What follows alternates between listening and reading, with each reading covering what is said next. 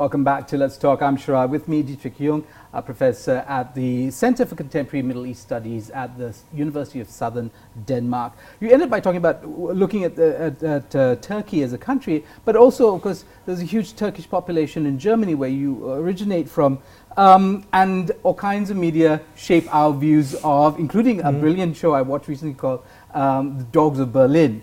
But we felt going into kind of a cinematic critique there. I want to ask you about the ways in which the media teaches people, Muslims and non-Muslims alike, to view the Muslim world.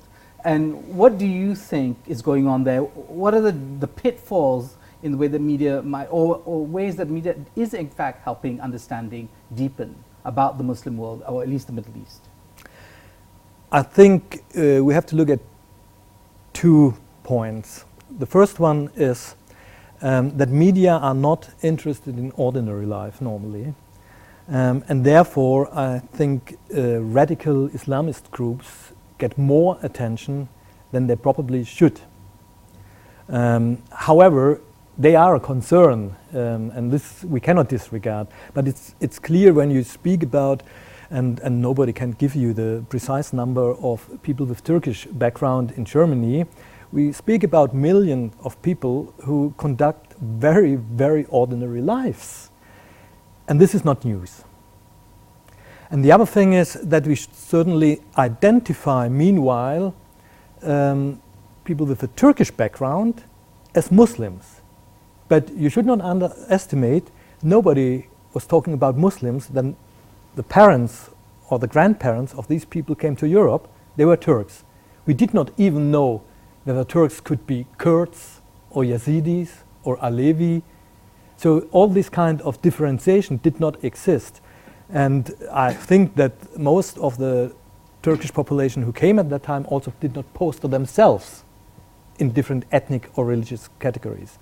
So we are meanwhile in a period of time in which, interestingly enough, religion becomes a much more important identity marker. Which is not the expectation, right? I mean, in the 70s, the expectation was, in fact, of religion disappearing as countries or societies became more modern.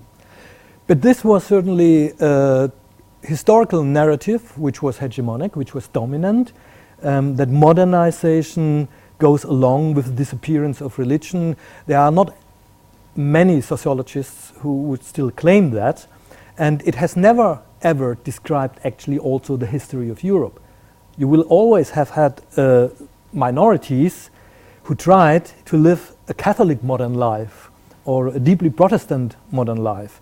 So in this sense, certainly, and from the beginning of the 20th century, promoted by a specific intellectual elite, the idea of a religious, free or non-religious world was a hegemonic idea.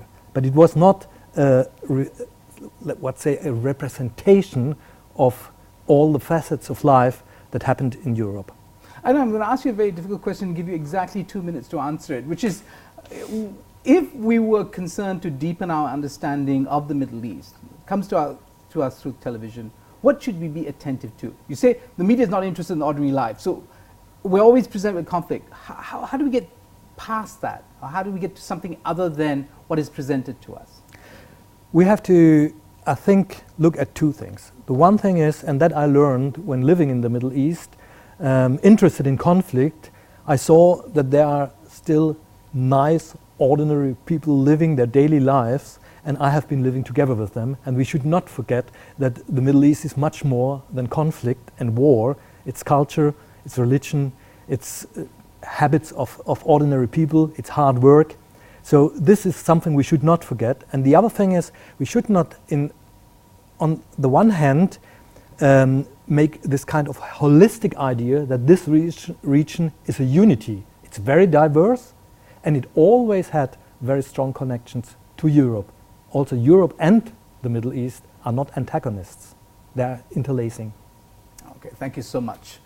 I've been speaking to Professor Dietrich Jung, professor of the at the Center for Contemporary Middle East Studies at the University of Southern Denmark. We've been talking about the world in conflict and our relationship to that, and how we might deepen or change or rethink our relationship to what we see on our television screens. Thank you so much for joining me on Let's Talk. I'm Sharaad Kuttan, only for Astro AWANI.